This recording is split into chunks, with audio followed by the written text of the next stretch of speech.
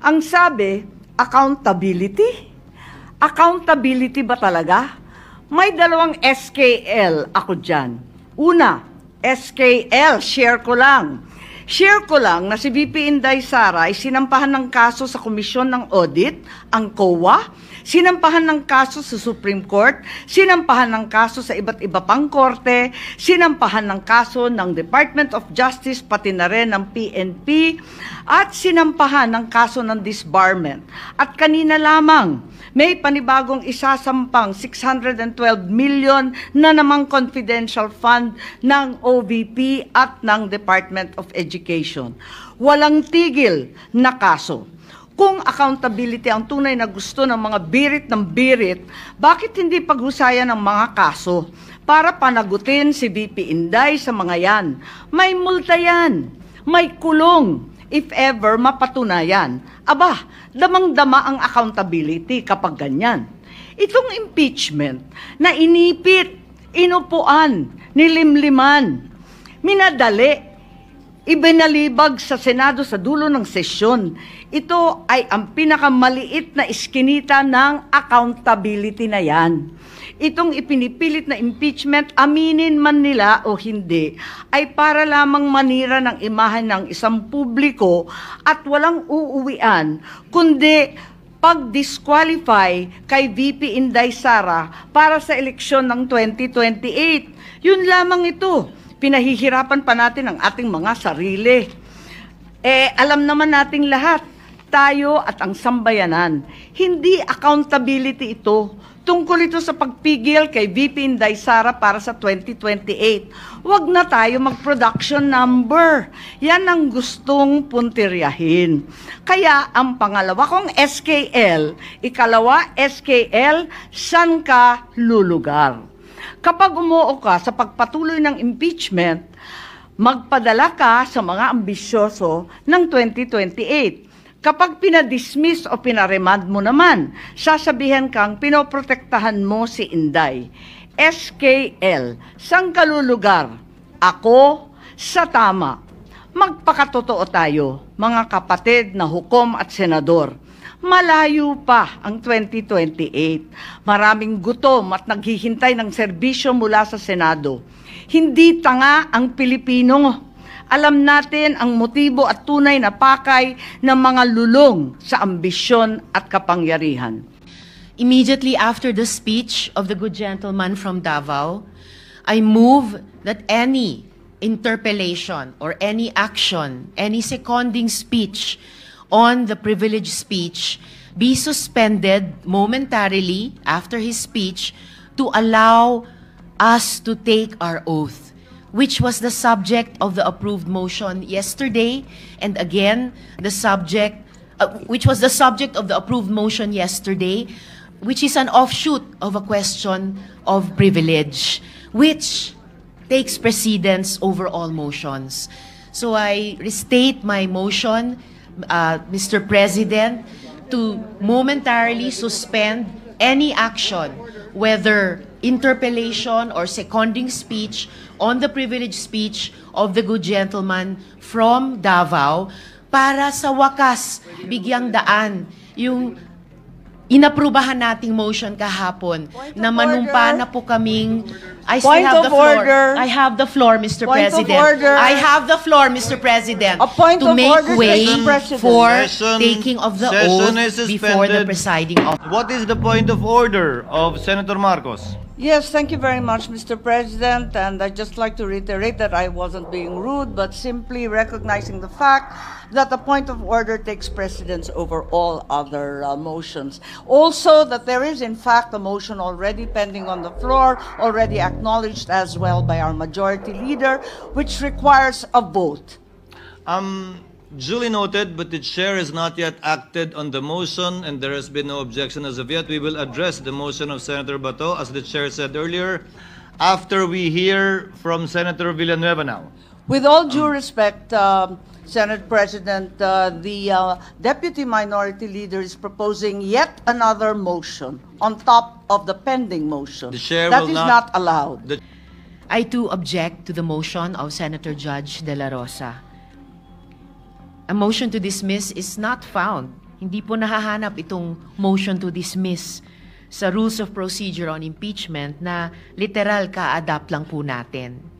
At kung mayroon man, hindi Senator Judge ang magre-raise nun, kundi ang defendant. Si Vice President Sara Duterte ang dapat mag-raise niyan. Higit pa po, naniniwala ako na hindi po tayo pwedeng kumilos unilaterally sa dismissal ng impeachment complaint nang hindi pa natin naririnig kahit isang salita mula sa prosecution, ni isang salita mula sa defense tungkol dun sa di umanong constitutional infirmities ng impeachment complaint. Ang due process ay nagre-require na bigyan natin pareho ang prosecution at ang defense ng oportunidad na madinig sa bagay na ito.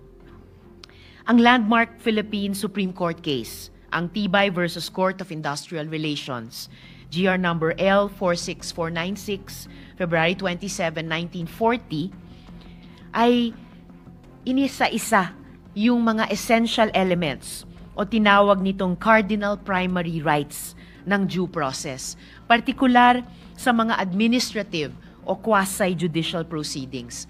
Kasama po dito ang the right to a hearing, that the tribunal consider the evidence presented, that the decision must have something to support itself, and the existence of substantial evidence. The decision must be based on the evidence adduced at the hearing, at wala pong panlabas o hindi totoong mga bagay-bagay ay dapat mag-impluwensya sa outcome doon. Ang pinaka-basic tenet ng due process ay yung karapatang marinig. Kung yung mga parties nga po ay hindi nabigyan ng oportunidad lumahok sa proceedings, itong impeachment court ay magiging vulnerable sa isang atake na nilabag natin ang due process. At sa pananaw ko, sila'y magiging tama. Ang rekomendasyon ko po ay bago magdesisyon ang body na ito sa usaping ito, i-notify po muna natin ang prosecution at ang defense tungkol sa motion ni Senator Judge De La Rosa at bigyan sila ng sapat na panahon magsumite ng kanilang comments sa bagay na ito. Gusto ko rin pong gawing of record, Mr. Presiding Officer, na batay sa pagkaintindi ko, yung alleged infirmities ng articles of impeachment ay kwinestyon sa harap ng Korte Suprema. Nasa Korte Suprema na po ang usaping ito. At wala naman pong TRO na ibinaba ang Korte Suprema. Mr. Presiding Officer, maintaining the view that the parties should comment on the question made before this body, para po sa akin, ang impeachment court ay dapat lamang po tayong mag-rule sa motion pagkatapos nating ni-require yung parties mag-comment dun sa motion ni Senator Judge De La Rosa within that sufficient period of time as the good presiding officer may determine. Pending this, minimaintain ako po, Mr. Presiding Officer, ang aking objection sa motion. Salamat po. Ninonote ko po yung amendment sa motion na ginawa ni Senator Judge De La Rosa at nag-object pa rin po ako sa motion na yan. Pero una po, dun sa point ni Senator Judge De La Rosa na a motion to dismiss is inherent in the powers of every judicial or quasi-judicial body. Hindi po ito totoo. Sa katunayan, maraming rules of procedure actually sinasabi na ang motion to dismiss ay prohibited pleading. Gaya po ng rules of procedure na nag-govern sa mga intercorporate controversies.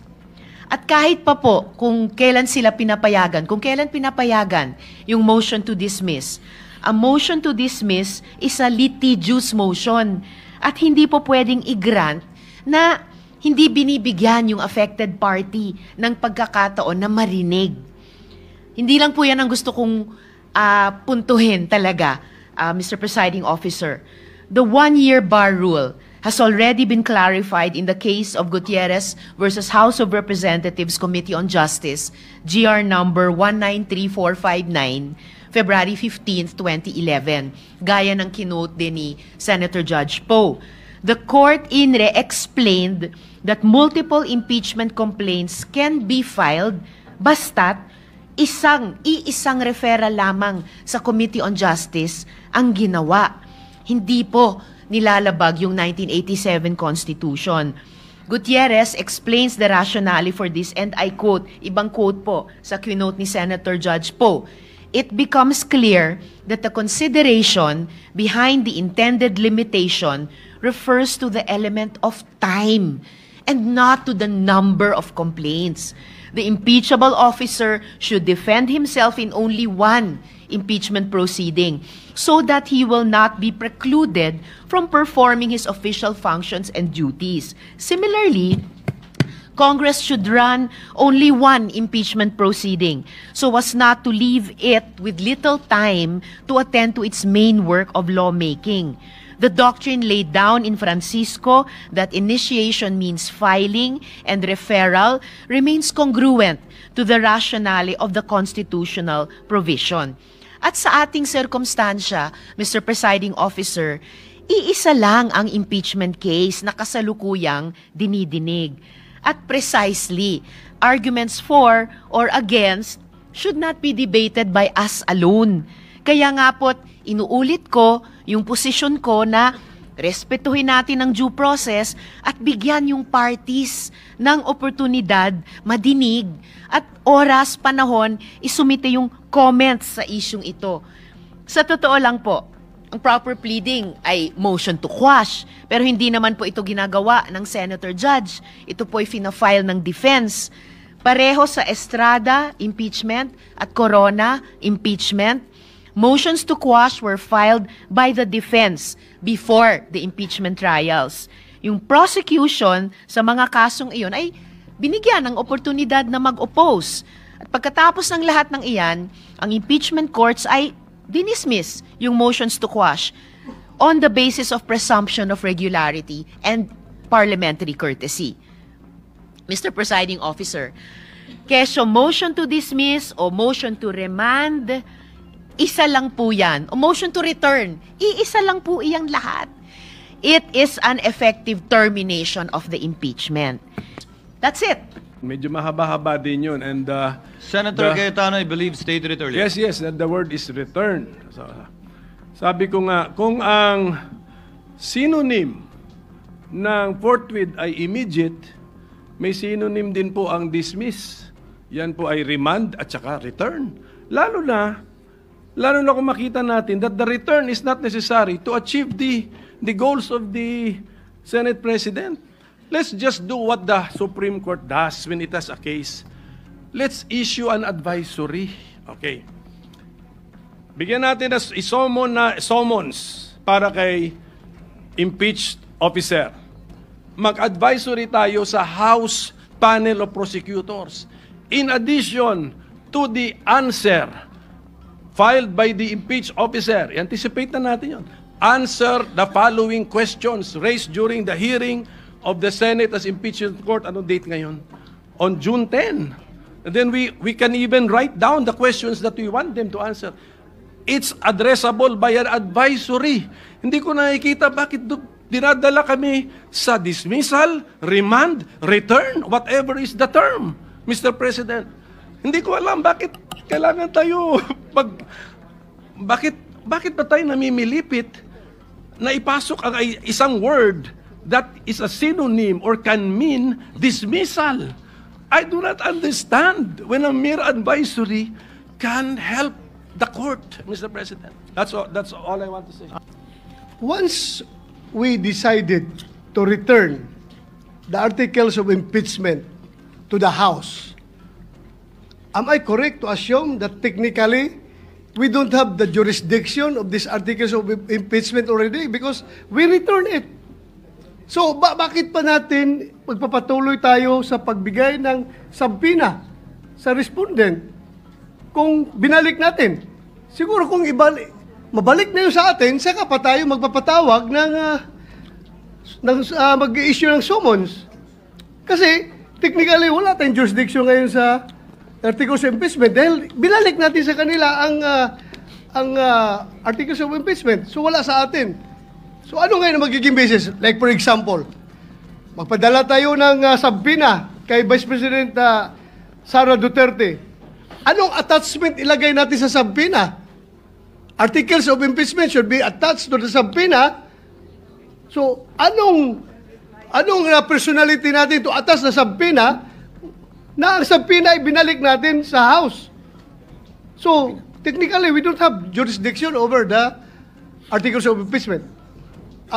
That's my humble understanding. Again, I am not a lawyer, Mr. President. Senator- Nag-iisip lang. I'm just guided by the Holy Spirit, Mr. President. To be honest, Holy Spirit is guiding me all the time. Thank you, Mr. President. Mr. Presiding Officer. Senator Judge Ontiveros, you are recognized, ma'am. Mr. Presiding Officer, yung kasasabing wala ng jurisdiction ang impeachment trial court na ito, yan ay pag-amin, yan ay pagsisinungaling dun sa phrase, sa pinagbotohang motion kani-kanina lang na without dismissing or terminating the complaint. Nasa sa atin na eh. Tapos ngayon pala, gumawa tayo ng aksyon para mawalan ng jurisdiction. At pati ba naman yung pag-summons na i-issue ng presiding officer, pati yon ay gustong bawiin mula sa kamay ng impeachment court.